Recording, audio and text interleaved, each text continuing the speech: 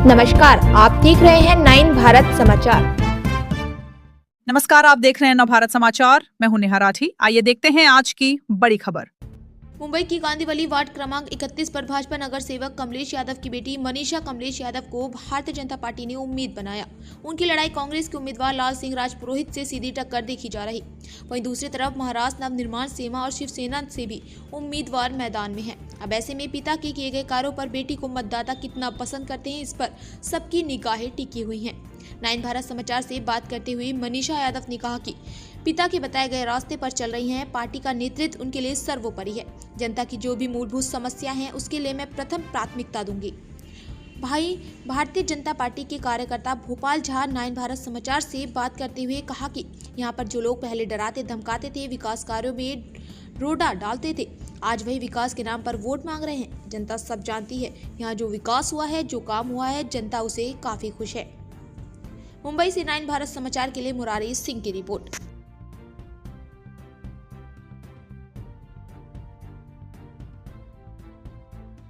आर्थिक राजधानी मुंबई वार्ड क्रमांक 31 में मौजूद हूँ, जहाँ भारतीय जनता पार्टी के उम्मीदवार नगर सेवक कमलेश यादव की बेटी को टिकट मिला। इस बार इस समय हमारे साथ मौजूद है। मैम, सबसे पहले 9 भारत में आपका स्वागत है। किस तरीके का प्रचार और किस तरीके का लोगों का प्रतिसाद मिल रहा है? आज प्रचार का 6वां दिन है, जो कि बहुत ही उसी उत्साह के साथ जैसे हमने पहले दिन शुरू किया था, उसी उत्साह के साथ आज भी लोग चल रहे हैं और वैसे ही हमें सपोर्ट मिल रहा है। और मैं पूरी उम्मीद के साथ बोल सकती हूँ कि ये इसी प्रकार से और इससे और तेज़ी से प्रचार और इससे अच्छे से होगा।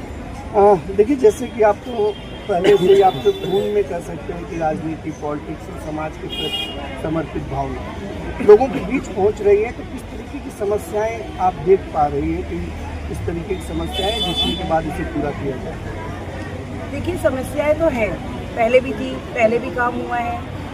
अब बहुत सारी चीज़ों, बहुत सारी समस्याओं का हल निकल चुका है। जो बाकी हैं उनके हल निकाले जाएंगे। जहाँ जैसे कि अब हमारा मेन कंसर्न है कि कैसे लड़कियों की सेफ्टी हो, उनकी एजुकेशन, और यहाँ पे मेन कंसर्न ज़्यादा है स्पोर्ट्स का। तो वो उस पर भी हम काम कर रहे हैं कि कहीं पे एक अच्छा ग्राउंड देखकर उनके लिए टफ बनाया जाए, उनके लिए स्पोर्ट्स एक्टिविटी हम कहीं पे हेल्प कर सकें, ये सब देखा जा रहा है। आप इस चुनाव में उतरी है, किससे आपको ऐसा लग रहा है कि आपका टक्कर मुकाबला है इस बार में? टक्कर देखिए, बोलने वाले बोलेंगे, हम यकीन करते हैं काम करने में। हमारा काम बोलता है और बाकी जिसके पास काम नहीं होता वो दूसरे के काम के बारे में बोलते हैं।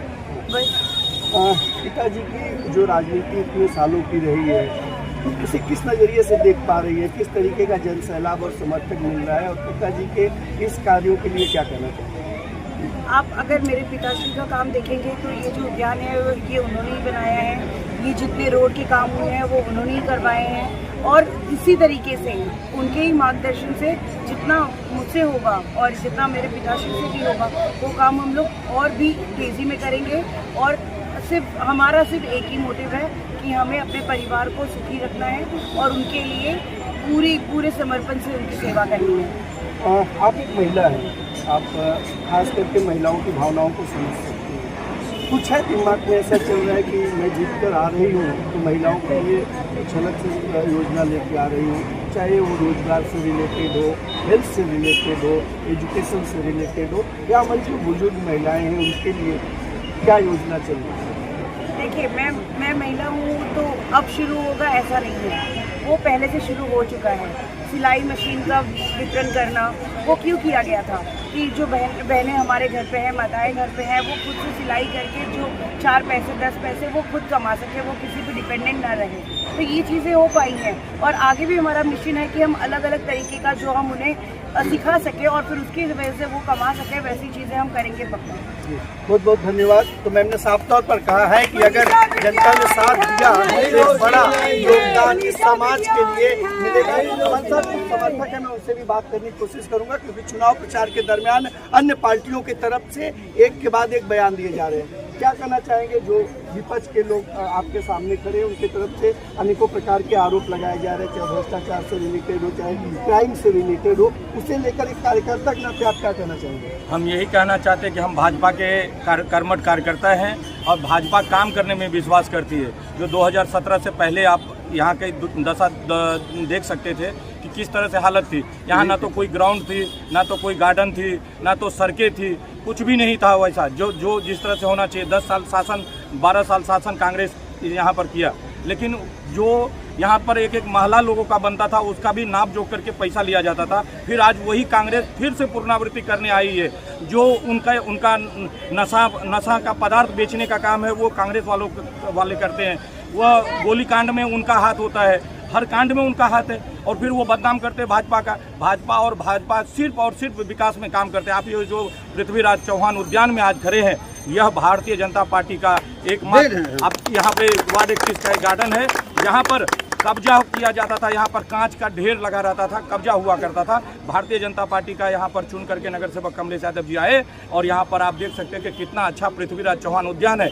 आप ही पत्रकार थे जो यहाँ पर डिबेट किए थे 2017 में, जब उस समय यहाँ पर पूरा खाली मैदान हुआ करता था, कब्जा हुआ करता था। लेकिन आज देख रहे हैं कि कितना खूबसूरत यहाँ पर मैदान है। एकमात्र उद्यान है वार्ड क्रमांक 31 में जहां बच्चे बुजुर्ग खेल सकते हैं, कूद सकते हैं। यहीं पे बाजू में आप देख सकते हैं जहां पर लोग खुले में शौच करता था, लेकिन आज यहां पर बड़े से बड़ा, चाहे धार्मिक कार्यक्रम हो, चाहे क्रिकेट हो, चाहे कुश्ती का कार्यक्रम हो, सारा काम होता है।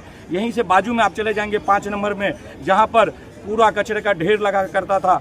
जितने चरसू गरदुल्ले थे यहाँ के, वो गाड़ी का मिट्टी भरने का काम करते था। एक गाड़ी लाया, 500 रुपया मिला, 1000 मिला, उसका नशा सेवन करता था। ऐसे में नगर सेवक कमलेश यादव जी के बारे में अगर कोई बोलता है और उनकी बिटिया के बारे में कोई बोलता है, तो पहले वो अपने अंदर झांके, क्योंकि कमलेश यादव जी ने पूरे एकता नगर को हरियाली से भर दिए हैं। जहाँ पर वायर जलाने का काम होता था, वहाँ की धुआं से लोग बीमार पड़ते थे, स्वास्थ्य से रिलेटेड वो परेशान रहते थे। आज वहाँ पर कम से कम 15,000 झाड़ लगा करके हरियत क्रांति लाने का काम किया है। और भारतीय जनता पार्टी के बारे में अगर कोई बोले तो पहले अपने अंदर झांके कि किसने गोली कांड करवाता है, किसने उत्तर भारतीय के बच्चों को नशा में धकेल दिया है, यह उनको देखना चाहिए अपने अंदर। धन्यवाद। आपसे एक सवाल और है, अपने मतदाताओं को क्या मैसेज होगा, खास करके गणेश नगर, मिथिला हनुमान मंदिर या अन्य इलाकों में जो लोग रहते हैं, क्योंकि गुट काफी तरह बटा हुआ दिख रहा है, क्या मैसेज है उन लोगों को? कोई गुट ही नहीं है भाई साहब। मैं तो इतना ही बोलूँगा कि भारतीय जनता पार्टी का एक एक बूथ पर कब्जा है। भारतीय जनता पार्टी का एक एक बूथ का कार्यकर्ता जो है वह घर घर तक घुमा हुआ है, घर घर तक जुड़ा हुआ है, उनके सुख दुख में काम कर रहे हैं। और कोई आता है 5 साल जब बीतने का चुनाव का मौका आता है तो वोट मांगने आता है। ऐसे लोगों को यहाँ की जनता हर बूथ पे हराने का काम करेगी। जनता जिस तरीके से विपक्ष से आरोप किया जा रहा है कि गणेश नगर को बिल्डर आएगा, बिल्डर खाएगा, भ्रष्टाचार होगा, उनके लिए क्या मैसेज? हम यही बोलना चाहते हैं कि गणेश नगर के बारे में नहीं, पूरे पट्टे के बारे में बता रहे हैं। 2017 में यही के ये जो कांग्रेसी लोग हैं, यही लोग बोलता था कि कमलेश यादव आएगा तो सारे झोपड़ा को बेच देगा। आप आज जवाब दीजिए, 9 साल शासन के बाद कितना झोपड़ा बेचने का काम हुआ है, उनसे सवाल करिए कि आपने जो बोला था कि कमलेश यादव बेच देगा, अब क्या हो रहा है। यहाँ पर विकास और विकास का काम होगा।